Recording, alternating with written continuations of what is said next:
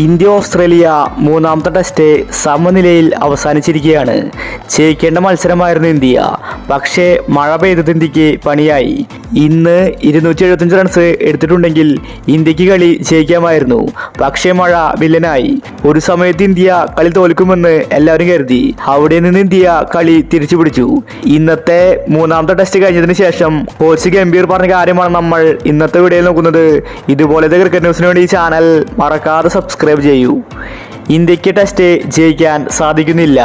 ഇന്ന് കളി കഴിഞ്ഞ് കോച്ച് ഗംഭീർ പറഞ്ഞത് ഇങ്ങനെയായിരുന്നു: ഇവരെ കൊണ്ട് ഒന്നും തന്നെ ചെയ്യാൻ സാധിക്കില്ല.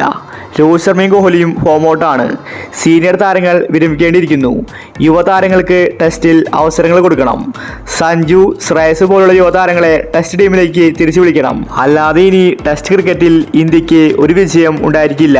എല്ലാവരും ഫോം ഔട്ടാണ്. ഇനി വരാൻ പോകുന്ന ഓസ്ട്രേലിയൻ ടെസ്റ്റിൽ എന്ത് വില കൊടുത്തും ഞങ്ങൾക്ക് ജയിക്കേണ്ടതുണ്ട്. ചാമ്പ്യൻഷിപ്പിന്റെ ഫൈനലിലേക്ക് ഞങ്ങൾക്ക് എത്തണം. അതിന് ഇനിയുള്ള ടെസ്റ്റ് നിർണായകമാണ്. ഇന്ത്യൻ ടീമിൽ മാറ്റങ്ങൾ ആവശ്യമാണ്. ഇന്നത്തെ മാച്ചിൽ ഞങ്ങൾക്ക് ജയിക്കാമായിരുന്നു. പക്ഷേ മഴയാണ് വില്ലനായത്. 275 റൺസിന്റെ ടാർഗറ്റ് മാത്രമേ ഉണ്ടായിരുന്നുള്ളൂ. ഞങ്ങൾ അതിന്ന് മറികടക്കുമെന്ന് കരുതിയതായിരുന്നു. ആ സമയത്താണ് മഴ പെയ്തത്. കളി ജയിക്കാൻ സാധിച്ചില്ലെങ്കിലും സമനിലയാക്കാൻ സാധിച്ചതിൽ സന്തോഷമുണ്ടെന്നും ഗംഭീർ വ്യക്തമാക്കി. ടെസ്റ്റ് ക്രിക്കറ്റിൽ ഇനി ഇന്ത്യ ജയിക്കണമെങ്കിൽ യുവതാരങ്ങൾ ടെസ്റ്റിലേക്ക് തിരിച്ചു വരണം. രോഹിത് ശർമ്മയും കോഹ്ലിയും ഫോം ഔട്ടാണ്. രണ്ടുപേരെയും ടെസ്റ്റിൽ നിന്ന് ഒഴിവാക്കണമെന്നാണ് ആരാധകർ ആവശ്യപ്പെടുന്നത്. യുവതാരങ്ങൾക്ക് അവസരങ്ങൾ കൊടുക്കണം.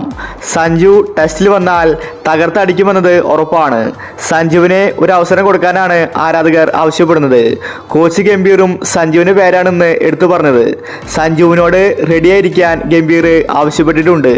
അപ്പോൾ ഇതുപോലത്തെ ക്രിക്കറ്റ് ന്യൂസിന് വേണ്ടി ഈ ചാനൽ മറക്കാതെ സബ്സ്ക്രൈബ് ചെയ്യൂ.